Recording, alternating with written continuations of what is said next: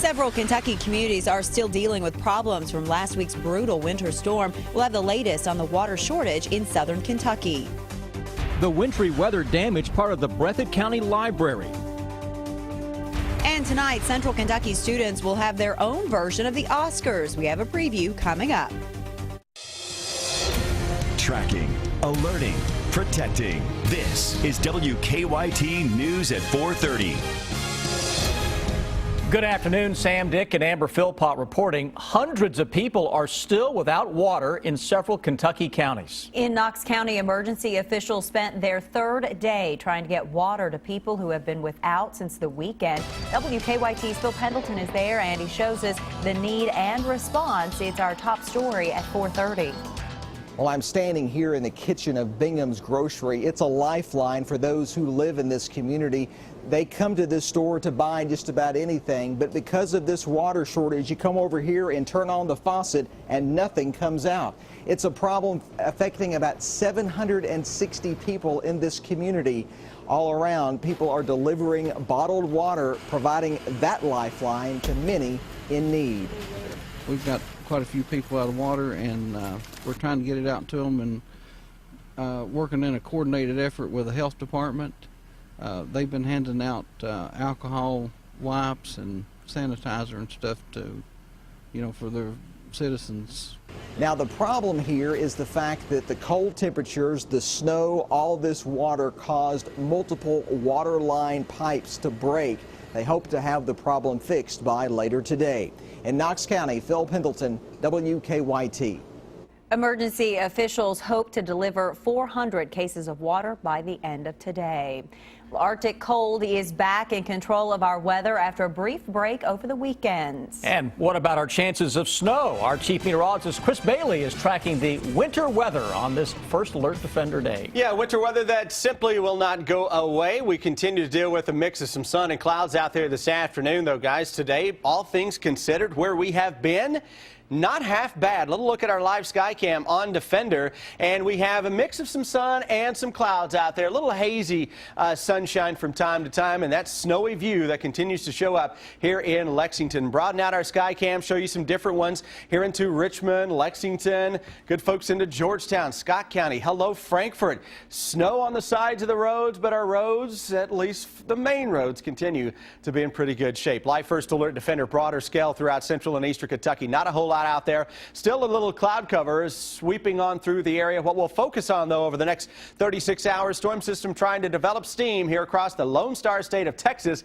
That's going to bring an increasing shot for some snow into parts of the area. Not everybody getting in on it, but parts of the area Wednesday night into Thursday morning, and that's a system that will unleash another blast of some Arctic air for the final few days of February. We are going to send February out on a cold note. Why not, given how cold it has been? Guys, coming up here in just a little bit, we'll walk you through the next couple of days with the hour-by-hour forecast, show you just how those snow chances do increase into parts of the area.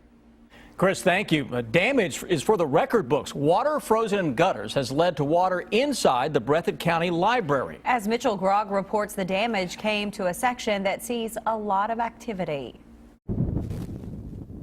The children's room has no children's books, or any at all, only fans, plastic, and cleaning supplies. We were in the process of renovating our lobby area when in two other rooms we experienced quite a bit of water as a result of overflowing gutters because of frozen downspouts, because of frozen gutters. The water started to run over, under the shingles, and down into the building. There are several spots with water damage, from the offices to the stacks, but the kids section, its books now sitting on top of the shelves, received the most damage. We have a lot of kids come in and they get 10 books at a time, so it's going to hurt. So we really focus on getting those early readers in, getting those basic literacy skills in place. About 200 books will go from the collection for those early readers. The library's director says they must be thrown out because the water damage could cause a mold problem. Once those books are exposed, you can't send them back out into the public. So we're having to replace those books. As they work to restore the facility and the collection. That was Mitchell Grogg reporting. The library's director says 8% of the children's collection was destroyed. Central Kentucky students will have their own version of the Oscars tonight at the Kentucky Theater. The Keep It Real campaign is a contest among students to see who can produce the best public service announcement. Our Rebecca Smith has a look at some of the entries from Eastside Technical Center in a story that's new at 4:30. These two trophies that I'm holding are from the Keep It Real contest. Eastside won in 2012 and 2013. One time for best editing, another time for best direction. They are hoping to keep that luck up this year at the award ceremony tonight. Now it's all gone. Drugs destroy. Stay away. Keep it real, stay away from drugs. That's the message of one of the PSAs created by students at Eastside Technical Center in Lexington. It's part of the Keep It Real contest, made up of 30-second videos to encourage students' peers not to take drugs or alcohol. I think it's a great experience, and that's part of what we're doing here at Eastside in all of our classes, is trying to give students a taste of the real world. We were introduced to Jessica Bryant back in December. She took us through the process of creating a storyboard with the video as the finished product. She learned one big lesson through all this. For my video, I didn't have the actors or like places that I could have, so sometimes you do have to improvise, and I used illustrations for that. If you're interested in checking out the Keep It Real PSAs, we have a link to it on our website, WKYT.com. In Lexington, Rebecca Smith, WKYT. The overall winner of tonight's Keep It Real ceremony will have their PSA played at movie theaters before feature presentations. And WKYT and the CW will run the winner starting next month, running through the end of May. It's a concept that many Kentuckians, will have trouble wrapping their head around. Yeah, two high school girls basketball teams are in hot water and making national headlines for allegedly throwing the game. Emily Luxon reports. How's it going? Good, how are you? Great. As girls' high school basketball teams across Middle Tennessee continue their quest to win a state championship, two teams from Rutherford County are watching from the sidelines. Just trying to literally give her the ball. During a consolation game Saturday, both Riverdale and Smyrna high school teams appeared to intentionally slow down the game and miss free throws to avoid playing powerhouse Blackman High School in the next round. We started getting emails and calls saying that no one was trying to win the game. Actually, the two teams were actually trying to lose the game. The TSSAA launched an investigation. Officials met with principals and athletics directors at both Riverdale and Smyrna before deciding to remove both teams from the tournament. The administrators did take responsibility for it, and they were very apologetic for actually what actually went on. Executive Director of the TSSAA, Bernard Childress, says he's never seen anything like this before and hopes the punishment will ensure it won't happen again. When we determined that there was, this was totally out of the spirit of fair play and not what the message that we wanted to send, and they did make a travesty of the game. As word of the game and the outcome spreads throughout the area, others agree and hope other teams opt for a more positive strategy during postseason play. I feel bad for the girls who were put in that position and will obviously lose something, but you never know what lessons can be taught from this.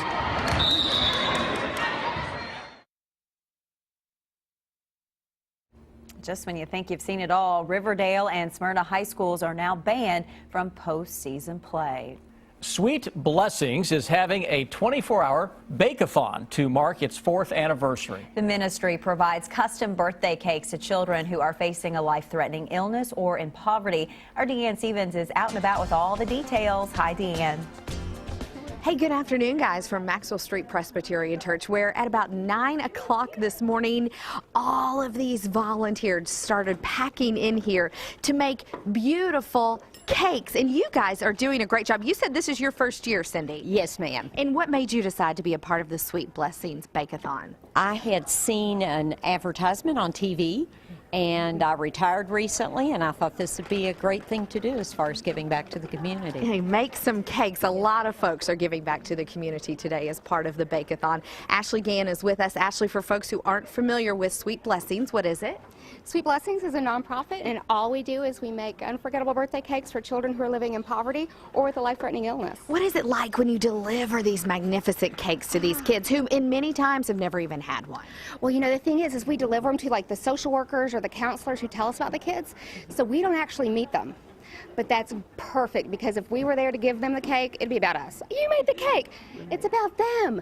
But when we get those stories back every once in a while about, you know, the child who cried, or the, you know, custodial grandmother, it was the first time she was ever able to do something for a child, you know, it's just unbelievable. Yeah, it is so neat. About how many kids are you serving each year by doing this? Well, last year we served 1,100 children, average about 22 a week. So far this year, we're averaging about 35. And you plan on making like 110 of these cakes in less than 24 hours? That's the plan. We will make every cake for every child, no matter how long it takes us, but we're hoping to get it done. So this really started from scratch in the kitchen. We showed folks just a little bit ago what was happening in there. You've got a ton of volunteers in there that are mixing and baking and getting them out and cutting the tops off. What is everyone doing here? Right now they're decorating these cakes especially for what these children like. And so, well, imagine that. They all like UK ones. There is not a U of L cake in the bunch today. Well, thank goodness. We wouldn't show it if there was. Well, you know, the joke is there's one cake we won't make, and it's a Duke cake.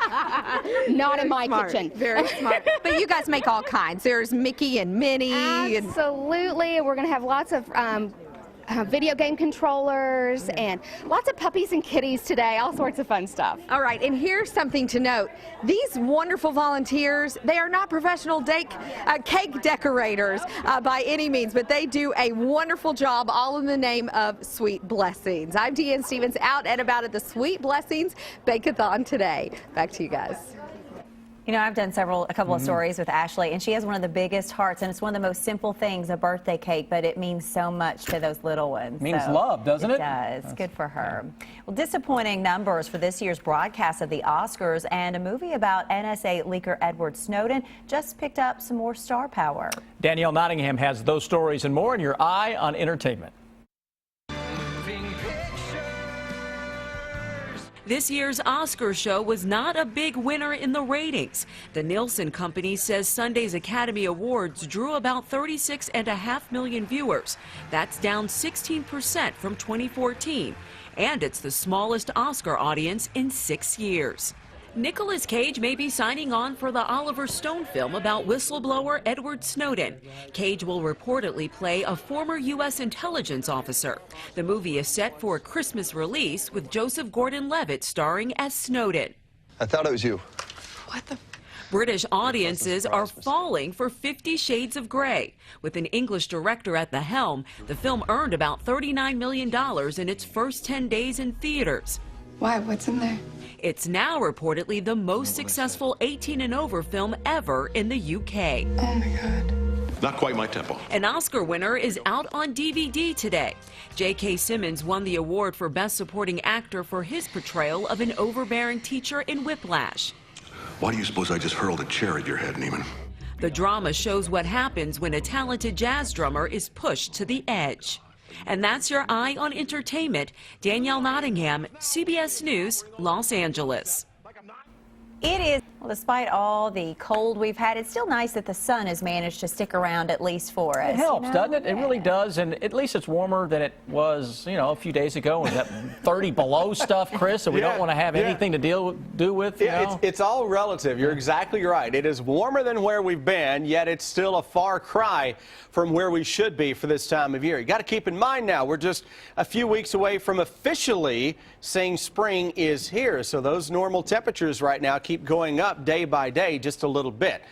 Tell that to Mother Nature. Someone forgot to give her the memo. Right now across Kentucky, high 20s and low 30s, 28 Lexington, number changing right in front of us here with a mostly sunny sky. Sun trying to slowly eat away at that snowpack, but with a little melting today. As soon as the sun goes down, watch out, some of those side streets may try to slicken back up on us. Live First Alert Defender clean sweep across the entire area. Covington, Corbin, Paducah to Pikeville. Every stop in between looking A-OK, though it's later tomorrow night. We'll track a little light snowmaker in from southwest to northeast. Guys, that may lay down at least a few inches of snow into parts of the area. Coming up at 5 o'clock, we'll pinpoint who has the best shot of seeing yet another light snow event before February wraps up. All right, Chris, thank you. A burger so hot you're required to wear protection. Nike bringing back the Forrest Gump shoes, and Elsa finally arrested. It's the video that will have you talking. Take a look at this. This is unreal. A burger joint in Iowa is trying to warm things up this winter with a burger so hot anyone who orders this thing has to sign a legal waiver first. Now, you can understand why when I list these ingredients. The Extreme Smokehouse and Grill's newest creation is the Hellfire Burger. It comes complete with habanero, jalapeno, and serrano peppers. The beef is infused with ghost and cayenne peppers and pure chili extract. And to top it off, the chef adds a ring of hot sauce and a splash of grain alcohol. In addition to signing a waiver, anyone who eats this thing has to wear gloves and eye protection. I like trying new things, but that is way beyond what I could handle. I kind of have heartburn just listening to you read it off there. All right, how about this? Nike is bringing them back. Beginning on February 28th, the company will start selling the classic Cortez running shoes that were a hit in the 70s and worn in the 1994 feel-good flick Forrest Gump. The Cortez will be available at select stores around the world and also available online for $100 a pair. The Cortez shoes were invented by Nike co-founder Bill Bowerman. White shoes. I wonder how long those would last. Queen Elsa from Frozen has been arrested in South Carolina after police heard about her arrest warrant in Kentucky. The Hannon Police Department arrested her on Sunday.